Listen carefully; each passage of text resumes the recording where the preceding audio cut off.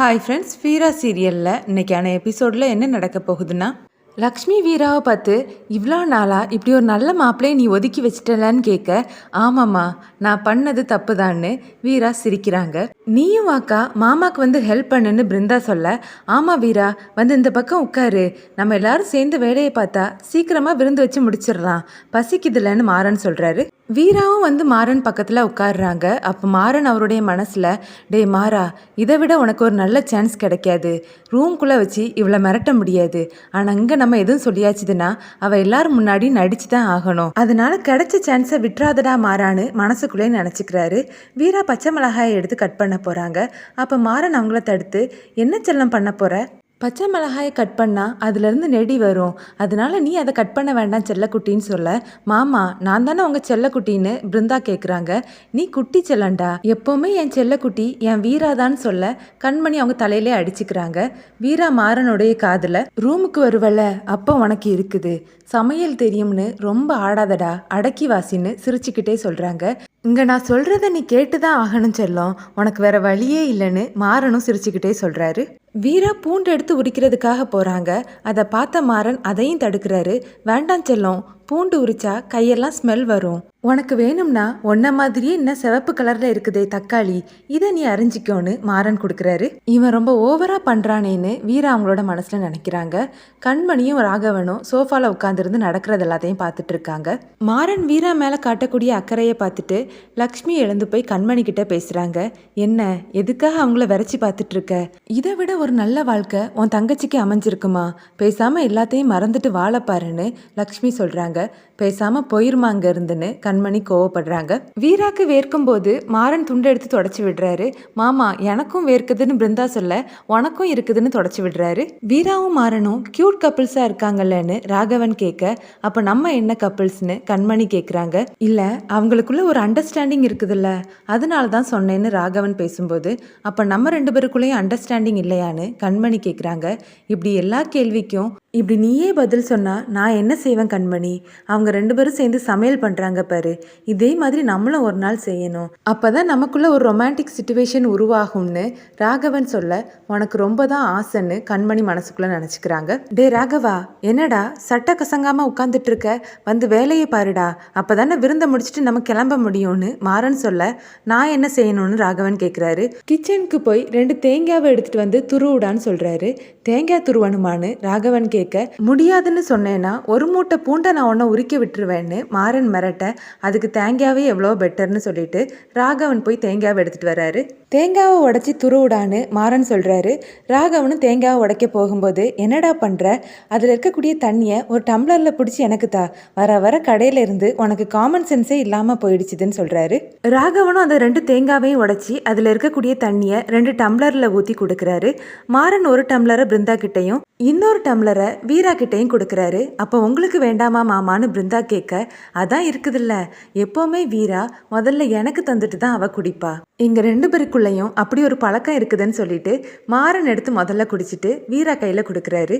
வீரா வேண்டான்னு தலையாட்டுறாங்க. குடிச்செல்லாம் உனக்கு இதுதானே பிடிக்கும்னு மாறன் சொல்ல, வாங்கி குடி வீரான்னு லக்ஷ்மியும் சொல்கிறாங்க. வேற வழி இல்லாமல் வீராவும் வாங்கி குடிக்கிறாங்க.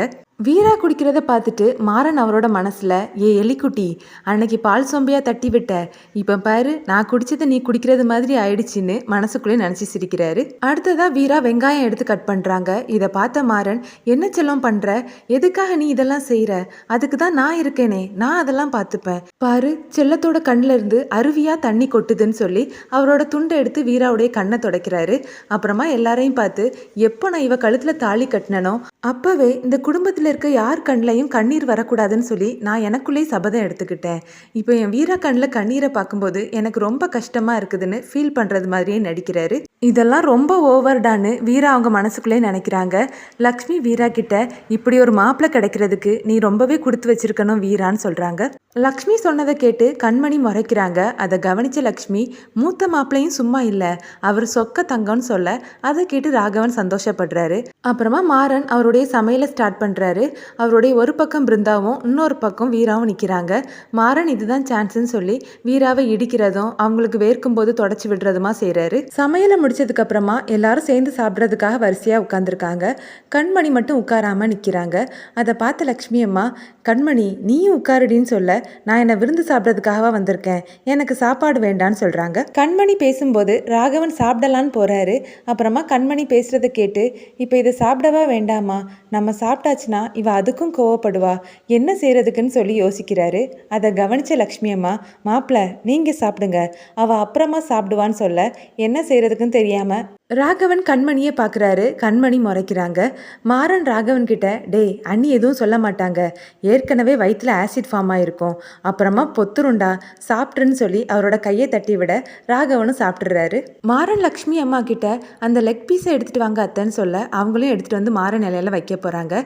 எனக்கு இல்லை அத்தை, என்னோட டார்லிங்காக தான் நான் கேட்டேன், அவளுக்கு வச்சு விடுங்கன்னு சொல்கிறாரு.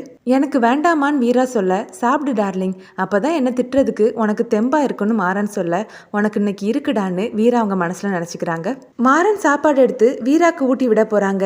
இல்லைங்க எனக்கு வேண்டான்னு வீரா சொல்ல, மாமா தரும்போது வேண்டான்னு சொல்லக்கூடாது டார்லிங், வாங்கிக்கோன்னு ஊட்டி விடுறாரு. நீயும் மாப்பிள்ளைக்கு ஊட்டி விடு வீரான்னு லக்ஷ்மி அம்மா சொல்ல, வீராவும் சாப்பாடு எடுத்து நாங்கள் சாப்பிடுங்கன்னு சொல்லி அவரோட வாயில் அமுக்கி விடுறாங்க. பாசம், என் மேலே ரொம்ப பாசம் வச்சுருக்கான்னு மாறன் சமாளிக்கிறாரு.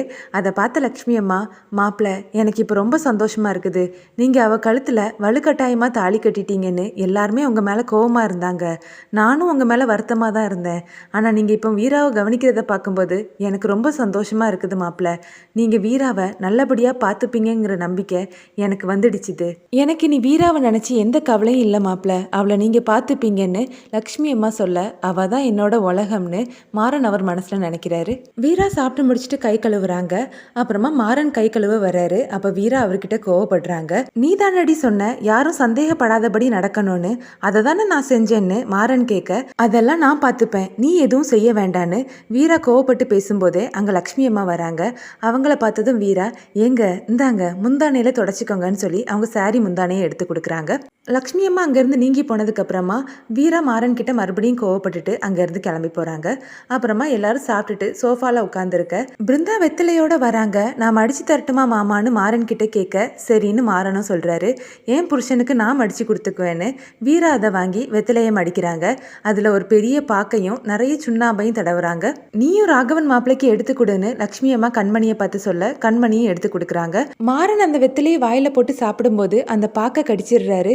ஆன்னு சொல்லி கத்த, என்னாச்சுதுங்க ஏன் கத்துறீங்கன்னு வீரா பதட்டமா கேட்குறாங்க. ஒன்றும் இல்லை, ஒரு பெரிய பாக்க கடிச்சிட்டேன், எதுவும் செய்யாதுன்னு மாறன் சொல்ல, எதுவும் செய்யலையான்னு வீரா மாறனை பார்த்து முறைக்கிறாங்க. அப்புறமா வள்ளி மாறனுக்கு கால் பண்ணுறாங்க. என்னடா இன்னும் அத்தை ஃபோன் பண்ணலையேன்னு நினச்சேன், நம்ம இங்கே நடக்கிறது எல்லாத்தையும் லைவ் டெலிகாஸ்டாக பண்ணியிருந்தா சந்தோஷமாக அது பார்த்துட்டாவது இருந்திருக்கும், இங்கே மேலே அத்தைக்கு அவ்வளோ பாசம்னு சொல்லிட்டு ஃபோன் அட்டன் பண்ணி பேசுகிறாரு.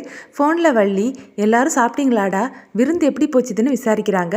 நல்லா போச்சுது அத்தை, ராகவன்லாம் 2 நாளைக்கு அசைய முடியாதபடி ஃபுல் கட்டு கட்டிட்டான்னு சொல்கிறாரு. சந்தோஷண்டா, சரி விருந்து முடிஞ்சதும் உடனே கிளம்பிடாதீங்க, வீராக்கு அவங்க அம்மா கிட்ட பேசுறதுக்கு நிறைய விஷயம் இருக்கும், அதுக்கான டைமை நம்ம கொடுக்கணும், அதை நீ புரிஞ்சு நடந்துக்கணும்னு வள்ளி சொல்ல, எனக்கு தெரியும் அத்தை, விட்டா நானே 2 நாளைக்கு மாமியார் வீட்டில் இருந்துட்டு வரலான்னு தான் பார்க்குறேன்னு மாறன் சொல்லும்போது வீரா மறைக்கிறாங்க. இதோட எபிசோட் முடியுது.